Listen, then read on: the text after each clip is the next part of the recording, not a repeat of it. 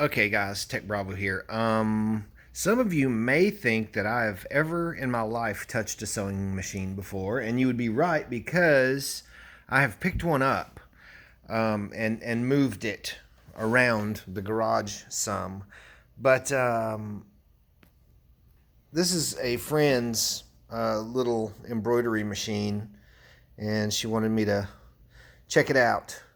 And from what I remember, uh, from people using sewing machines, they were a huge pain because you had to thread the stuff all over the place and get it through that little needle and all that stuff. Well, this is numbered 1, 2, 3, 4, 5, 6, 7. So I get all the way to there. 3, go back up is 5. And if you'll look, 6 is marked here, and then here's 7, and then here's 8, and then here's 9. 8 doesn't look like it does much to me, so I'm to that point. So I'm going to take it and string it across 8, and guess what? It cuts it off. It probably says something about that in the directions, and then I don't know. But watch this. This is the cool part. When I push down lever 9, watch what happens to that needle. It just threaded that needle. Is that not the coolest thing or what? So, besides the laser engraving, whoa, take it off, focus, which I'm getting ready to get super heavy into, and a little bit of 3D printing and a little bit of vinyl cutting, I'm going to see about a little bit of embroidery on top of it. And this is a little starter one, I'm sure. I don't know much about them. I know some of the good Chinese ones are pretty darn good, the big machines. But we're going to see. I'm just going to play around with this a little bit. I won't waste a lot of time on it. I just want to see it work. So I will stay getting at the lasers. And I've got some new stuff coming up since we're talking about lasers real quick. This is kind of impromptu. I had the camera pointed straight down in the bed like this. Since this is on the Laser Gods channel, I figured I better add some laser stuff. And not counting the Lightburn camera, I had this camera mounted up high. And all you could see was the gantry moving in the head and things. You couldn't really see what was going on. So I moved the angle to something similar to this. So even when the gantry's moving, you can actually see the work and what's being done. So I think changing that angle is going to help tremendously. And I've come up with a plan to cover this up because it is most definitely causing interference with this computer. Thinking about just for now going to get a soup can and go across here. But I did draw out a simple folded metal or aluminum design cover to go over that thing that I'll get fabbed up at some point. But anyway, just wanted to touch base with you again. Been over to my dad's. He's the woodworker guy that I was telling you about. And I have goodies. Okay, yeah, this is a really impromptu video. I wasn't prepared for this, but we're going to do it. We have some walnut to play with. And some cherry. And some veneer of some sort. He wasn't sure exactly what. And some cedar. And more walnut. The purpose of some of these things of walnut is I'm going to do, in effect, a type of ramp test.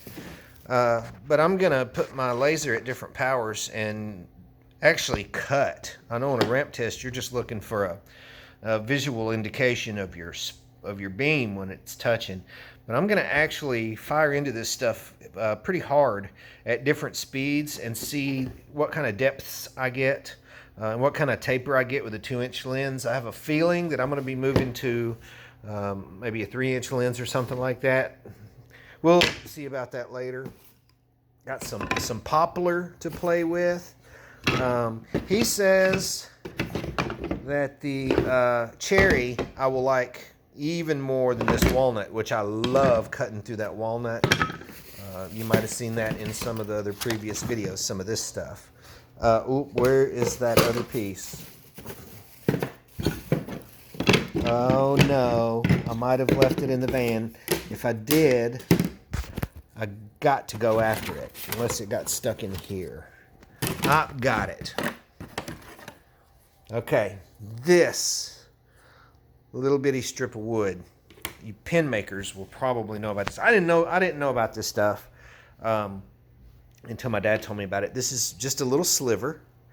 From what he said, people use Purple Heart wood for pen blanks, like really fine writing implement pen blanks.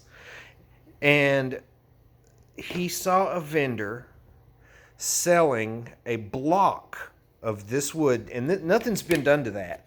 That sheen and everything that's on it, I mean, he just cut it down. There are no finishes or anything, coatings, anything like that on it.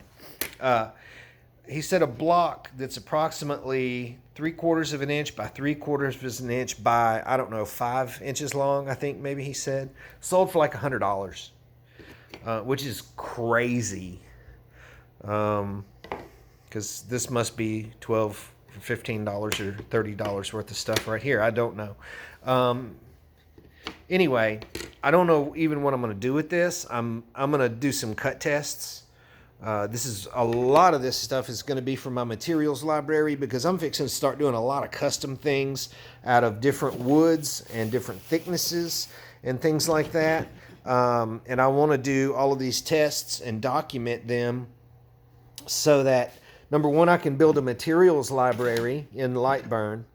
And secondly, I can learn how this machine is going to be. Also, the optics. I can determine if I'm going to require some alternate focal length lenses. We're going to be talking about doing a lot of inlays, and if I use a 4-inch, of course the inlay stuff will be pretty thin. I used a 2-inch on that. It'll probably be fine. Probably a moot point. But a 4-inch lens on doing inlays, I'm going to have to start thinking about kerf offsets and crazy things like that. So I'm going to try to keep with a standard lens, number one, because that's what most everybody has. And if I can get the settings good enough to produce a viable product, a good product, using a stock lens, then I think this information will be even more beneficial.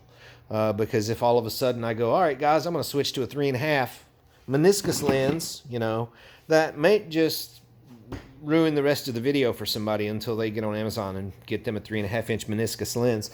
So I'm using a plano convex 2-inch 50 millimeter 18 millimeter diameter. No, that is a 12. I forgot. That was my other machine that had the 18. That is a 12. It is not factory. Matter of fact, if you'll notice, I have MO mirrors now instead of SI. So they'll be a lot more durable. I did get this set from Cohesion 3D Controllers. Those are good guys. I don't care what whiny babies on the internet have to say about it. Everybody's got haters, and usually when you have haters, it's because you're doing something right. So, anywho, that's all I'll say about that. Stay tuned to lasergods.com. techbravo.net is the base site, Bravo Technologies. And of course, we definitely are a huge proponent of Lightburn and the Lightburn camera functions. Yay! So, I'm going to go play with the embroidery machine for about 5 more minutes. Probably about the time it takes my chiller to get to temp. And then I'm going to go play with some exotic woods or some different woods. And here's my shop dog, Willow, the Tasmanian slobber wolf. What are you doing, Willow? I'm glad you're so excited to see me. Yeah. All right. Until next time, from the global headquarters of Bravo Technologies and Willow, Tech Bravo's out.